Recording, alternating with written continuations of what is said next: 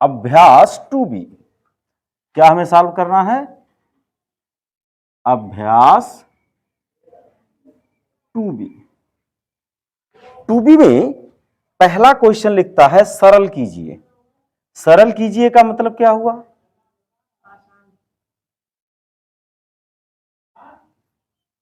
उसे हल करके छोटा से छोटा पार्ट में दिखाइए।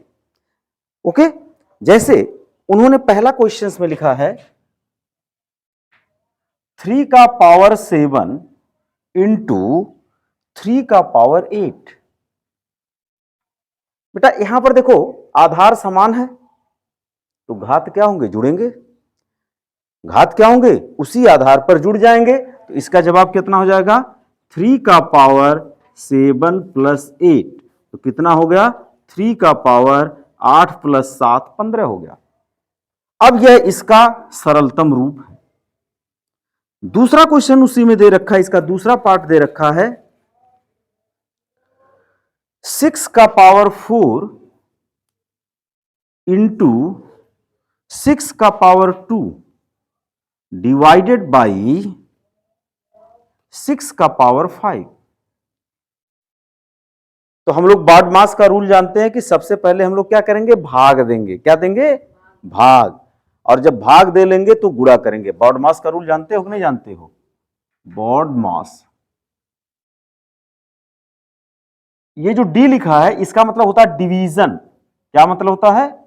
डिवीजन। और एम का मतलब क्या होता है? मल्टीप्लीकेशन। और ए का मतलब होता है एडिशन। और एस का मतलब होता है सब्ट्रैक्शन। अब बेटा डिवीजन का मतलब भाग देना, मल्टीप्लिकेशन का मतलब गुणा करना, एडिशन का मतलब जोड़ना और सब्ट्रैक्शन का मतलब घटा देना। तो बॉड मास ये बताता है कि सबसे पहले आप डिवीजन करोगे, फिर मल्टीप्लिकेशन करोगे, फिर एडिशन करोगे, फिर सब्ट्रैक्शन करोगे। मतलब पहले भाग दोगे, फिर गुणा करोगे, फिर जोड़ोगे, फिर घटाओगे। ये होता है नियम। तो अगर इस नियम को फॉलो करते हुए हम लोग चलें तो यहां पर सबसे पहले हमें इन दोनों का गुणा नहीं करना चाहिए। क्या करना चाहिए? पहले इन दोनों का भाग देना चाहिए। अब बेटा अगर इन दोनों का हम लोग भाग दे तो यहां पर आधार क्या है? समान है, तो घात क्या होगा? घट जाएगा।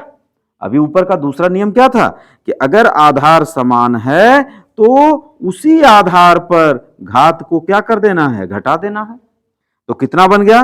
6 का पावर 4 इंटू 6 का पावर 2 में से 3 जाएगा, कितना होगा? -1।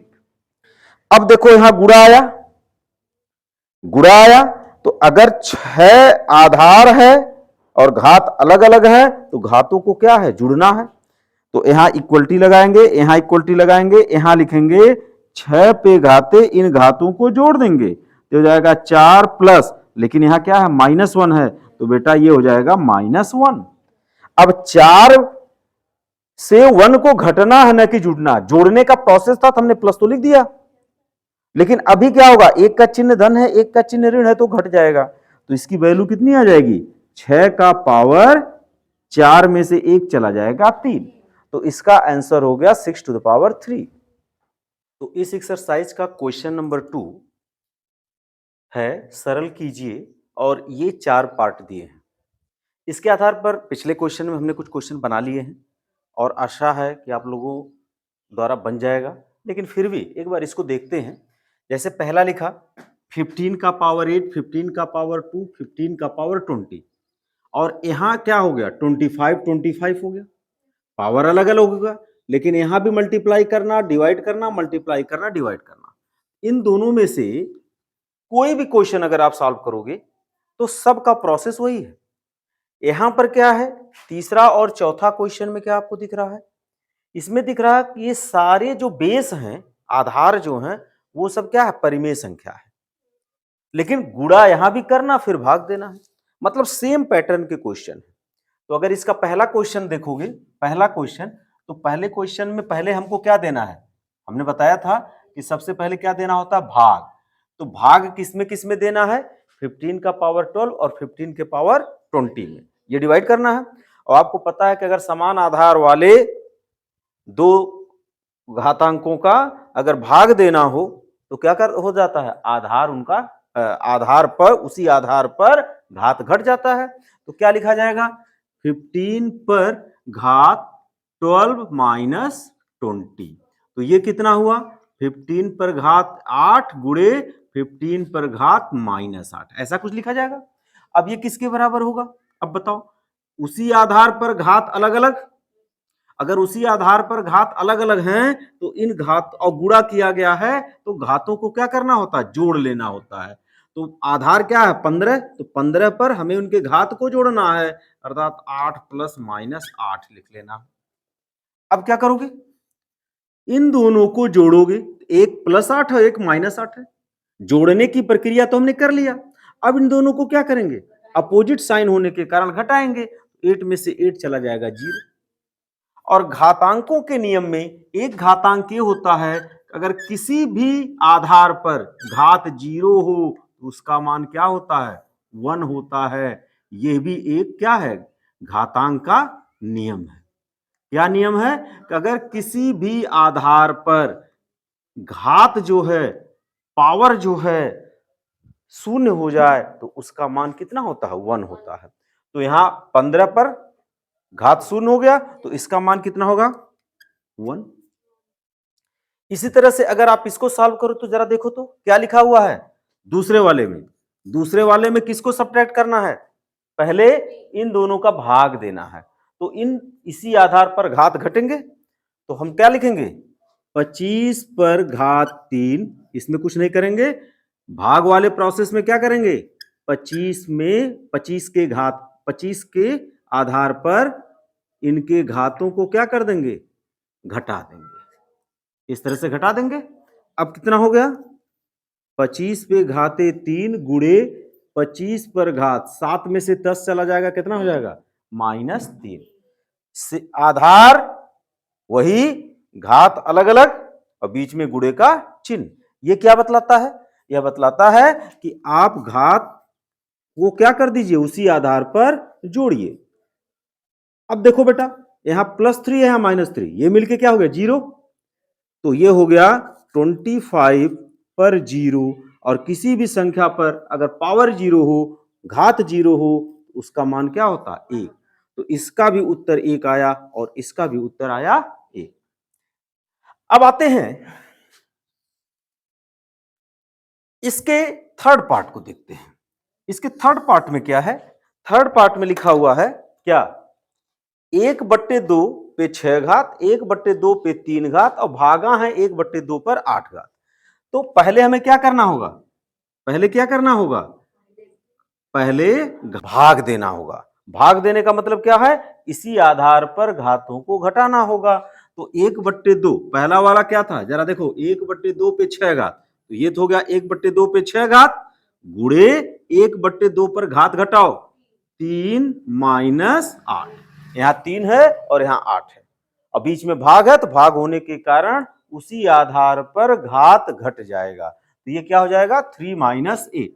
अब इसको क्या लिखोगे, 1/2 पे 6 घात गुणे 1/2 पे, बताओ कितना होगा 3, और 8 का घटाना, 8 में से 3 जाएगा 5 और चिन्ह कौन सा आएगा, ऋण, बड़े वाले का चिन्ह आता है, आता कि नहीं आता है। अब बताओ यहां क्या करना होगा, 1/2 पे घातों को जोड़ लेना होगा क्योंकि बीच में गुणा का चिन्ह है।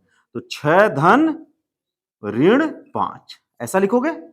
अब ये कितना हो गया 1/2, अब ये देखो दोनों उल्टे चिन्ह है, दोनों उल्टे चिन्ह है, तो 6 में से 5 चला जाएगा, कितना होगा 1, और किसी भी संख्या पर घात 1 है उस घात को लिखा नहीं जाता है, ऐसे ही छोड़ दिया जाता है। तो इसका आंसर कितना आ गया 1/2। हुआ कि नहीं हुआ।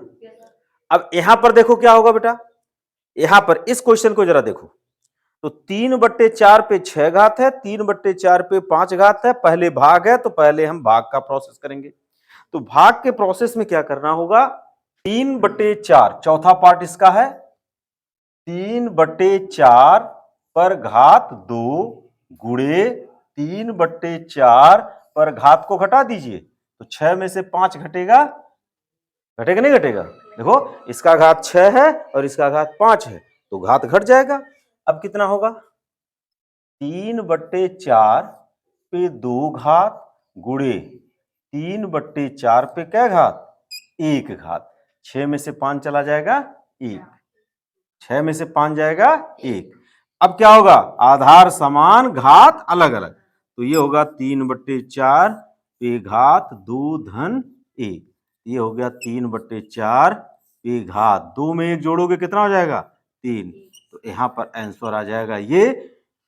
ओके अब आते हैं नेक्स्ट क्वेश्चन पर। Question number 3।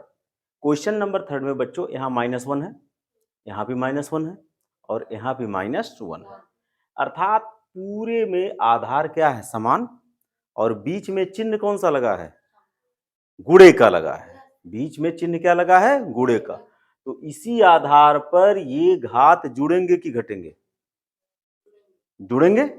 तो हम लोग क्या करेंगे सीधा सीधा लिखेंगे -1 पर सारे घात को क्या कर देंगे जोड़ देंगे कुछ इस तरह से 3 धन 2 धन 15।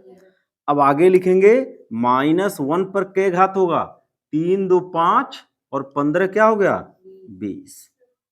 अब बेटा ये -1 पर 20 घात हुआ और ये 20 कैसी संख्या है एक सम संख्या है। सम संख्या है। अगर ऋण 1 पर एक सम संख्या हो तो ये ऋण धन में बदल जाता है और अगर ये विषम होता 21 होता 19 होता तब ऋण 1 का ऋण जो है वो बदलता नहीं मतलब वहां ऋण चिन्ह रह जाता। तो अगर बेटा यहां सम संख्या है तो इसकी वैल्यू 1 पर चाहे जितना घात हो उसकी वैल्यू 1 ही होगा। 1 का गुणा 20 1 का गुणा अगर 20 बार करो 1 गुणे 1 गुणे 1 गुणे 1 गुणे 1 तो कितना आएगा 1 ही आएगा। लेकिन माइनस का गुणा अगर 20 बार करो तो आपको पता है कि माइनस में माइनस का गुणा होता तो धन हो जाता है। 20 बार करोगे तो 20 2 से कटने वाली संख्या है और 2 2 का पेयर आप बना रहे हो तो 2 2 के पेयर में कितने पेयर बन जाएंगे माइनस साइन के कितने पेयर बन जाएंगे 20 पेयर बनेंगे सॉरी 10 पेयर बनेंगे। 20 माइनस है तो उसके कितने पेयर बनेंगे 10 पेयर और जब 10 पेयर का आपस में गुणा करोगे तो सब धन हो जाएंगे इसलिए इसका मान क्या हो जाएगा धन 1। कहने का मतलब अगर ऋण कहीं ऋण है और उस पर घात विषम है तो यहां माइनस आ जाएगा सम है तो प्लस हो जाएगा। ठीक। अब चौथा में देखो लिखा हुआ है -1 पर 49 घात और -1 पर 25 घात। अब बीच में चिन्ह किसका है भाग का। तो हमें क्या करना होगा इसी संख्या पर इनके घातों को घटा देना होगा। अब देखो -1 पर 49 में से 25 घटा देंगे तो कितना आ जाएगा 24। अगेन ऋण 1 पर कैसी संख्या आई सम संख्या आई और हमने कहा अगर ये सम संख्या आता है तो ये ऋण 1 का क्या हो जाएगा धन 1। ओके। अब आते हैं यहां अगेन इस तरह का क्वेश्चन आप कई बार बना चुके हो। यहां पहले सभी के आधार समान है एक बार गुणा फिर भाग। तो हमें पहले क्या करना होगा भाग देना होगा। तो 3 पे घाते 12 गुणे इनके घात को घटाना होगा भाग में तो 7 में से 25 क्या हो जाएगा घट जाएगा। अब बताओ ये कितना हुआ 3 पे घात 12 गुणे 25 में से 7 घटेगा कितना होगा 18। चिन्ह बड़े वाले का बड़ा वाला नंबर कौन सा है 25 और 25 का चिन्ह ऋण है तो यहां चिन्ह हो गया ऋण। अब क्या करोगे ये है 3 पे 12 घात यहां बीच में गुणा तो धन पहले 3 लिखे इसका घात लिखे बीच में गुणा है तो धन और ऋण 18। ठीक है। अब क्या होगा आपने जोड़ तो दिया लेकिन इसको क्या करना होगा घटाना होगा क्योंकि एक का चिन्ह धन है और एक का चिन्ह ऋण है। तो कितना हो गया 3 पर -6 घात हुआ कि नहीं हुआ। ये आपका हो गया आंसर। तो अगला क्वेश्चन इस एक्सरसाइज का है रिक्त स्थानों की पूर्ति करिए। अब रिक्त स्थान में देखो पहला दूसरा तीसरा चौथा पांचवा 5 पार्ट है। प्रत्येक पार्ट में हम क्या देख रहे हैं डॉटेड लाइन देख रहे हैं। ये डॉटेड लाइन देख रहे हैं इन डॉटेड लाइन के प्लेस पर हमें कुछ ना कुछ फिल करना। तो अभी जो हमने पिछला कॉन्सेप्ट पढ़ा इतने क्वेश्चन पढ़े उसी कॉन्सेप्ट का यूज करेंगे। अब यहां देखो लिखा है 4 गुणे 4 गुणे 4 गुणे 4 कै बार 20 बार। तो 4 का गुणा अगर 20 बार करोगे तो आप लोग जानते हो कि किसी संख्या का गुणा जितनी बार करते हैं उस संख्या पर उतना घात चढ़ जाता है। तो यहां 4 का गुणा अगर 20 बार करना है तो यहां क्या भरना चाहिए? 4 पर घाते 20 होना चाहिए। इसका मतलब खाली स्थान पर क्या भरा होना चाहिए? 4। अब यहां देखो, लिखो सेकंड पार्ट में लिखा है 8 पे 6 घात गुणे 7 पर 6 घात, ऐसा लिखा। अब यहां देखो आधार तो अलग अलग हो गया, आधार अलग अलग हुआ ना, और घात समान हो गया। तो यहां जवाब में लिख रहा है ब्रैकेट के ऊपर घात तो 6 ही रखा है। तो हम क्या बताए थे, अगर आधार अलग अलग हो घात समान हो तो आधार का आपस में क्या हो जाता है? गुणा। तो यहां लिखोगे 8 गुणे 7, और 8 का 7 में गुणा करोगे तो कितना हो जाएगा? 56। तो हमारा सही आंसर क्या होगा? इसमें 56 भरा जाएगा। अगला क्वेश्चन देखो, ये लिखा है 9 पे 12 5 पे 12। यहां देखो ब्रैकेट में लिखा है, दोनों को ब्रैकेट में बंद कर लिया, 9 और 5 को, ऊपर लिखा 12। तो यहां ये स्थान खाली दिख रहा ना, तो अगर इस पर भी 12 घात इस पर भी 12 घात, तो इसको एक साथ लिखा जा सकता है 9/5 पर घात 12। यहां पर देखो 3 पे 8 घात है, उस पे भी 3 घात है, मतलब घात का घात है। और जब भी घात का घात हो तो घात का आपस में क्या हो जाता है? गुणा। तो यहां पर 8 का गुणा 3 में होगा तो कितना हो जाएगा? 3 गुणे 8, अर्थात 3 पे क्या घात हो जाएगा? 24। तो यहां क्या भरा जाएगा? 24 भरा जाएगा। यहां देखो लिखा 2 पे 3 घात गुणे 5 घात हुआ। तो घातों का जब गुणा करोगे तो 3 बचे 15, 15 होना चाहिए। यहां पर देखो आधार वही है, लेकिन यहां घात पहले 3 था, यहां 5 हो गया, लेकिन यहां घातों का गुणन 15 था, यहां भी घातों का गुणन 15 होना चाहिए। तो यहां 5 लिखा है, तो 5 में क्या का गुणा करें कि 15 हो जाए? 3 का। तो यहां 5 में हम 3 का जब गुणा करेंगे तो 15 हो जाएगा, इसलिए यहां पर हमको क्या भरना चाहिए? 3 भरना चाहिए। आगे देखो क्वेश्चन नंबर 7 में लिख रहा है 5⁵ इंटू 8⁵ का मान होगा, तो आप बताओ कितना मान होना चाहिए? नीचे कुछ उत्तर दिए गए हैं, इनमें से सही उत्तर को छांटना है, सही विकल्प को छांटना है। तो बेटा आप ही बताओ, अगर 5 पे घाता 5 लिखा है और 8 पे घाता 5 लिखा हुआ, तो आधार अलग अलग है और घात सेम है, तो उसी घात पर आधार का क्या होना है? गुणा होना है। तो 5 का गुणा किस में हो जाएगा? 8 पे हो जाए ना, हो जाएगा? बोलो, आधार 5 और 8 अलग अलग हैं, घात समान है। तो जब भी घात समान होता आधार का आपस में गुणा कर देते हैं, तो 5 का 8 में गुणा कर देंगे तो बेटा ये कितना हो जाएगा? 8 × 5 = 40, और 40 पे घात कितना बनेगा? 5 बनेगा कि नहीं बनेगा? तो हमारा कौन सा पार्ट सही होगा? पहला वाला सही होगा। क्लियर?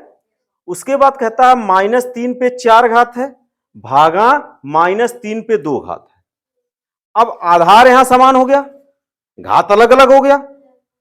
खैर आधार अगर समान है तो घातों को क्या करेंगे?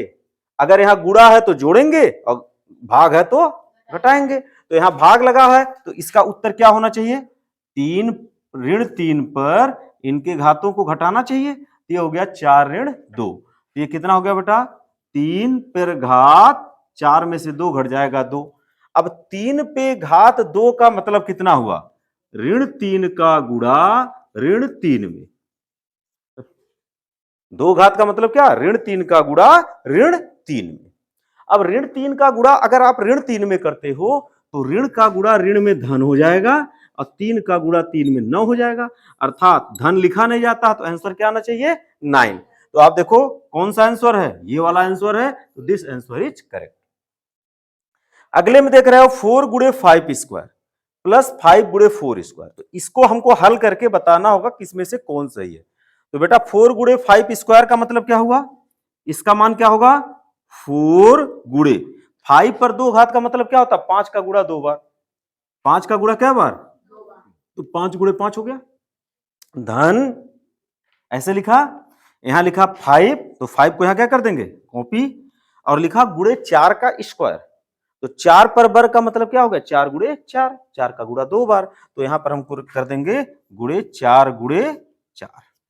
अब देखो इसको गुणा करेंगे, तो 4 का गुणा 5 में करेंगे 20 होगा, अब 20 का गुणा फिर बाद में हमको 5 में करना होगा। इसी तरह से यहां 5 का गुणा 4 में करेंगे 20 होगा और गुणे 4। अब क्या करोगे, 20 का गुणा 5 में करोगे तो कितना होगा 100 और 20 का गुणा 4 में करोगे तो कितना होगा 80। 20 चौक 80। अब क्या होगा, क्योंकि पहले गुणा का नियम है तब जोड़ोगे, बॉडमास का नियम बताया था हमने, पहले गुणा करोगे तब जोड़ोगे। अब 100 में 80 जोड़ोगे तो कितना हो गया 180। अब देखो क्या 180 है, नहीं। क्या 180 है, नहीं। क्या ये 100 है, तो जवाब तो आ रहा है कि इसमें से कोई आंसर नहीं है।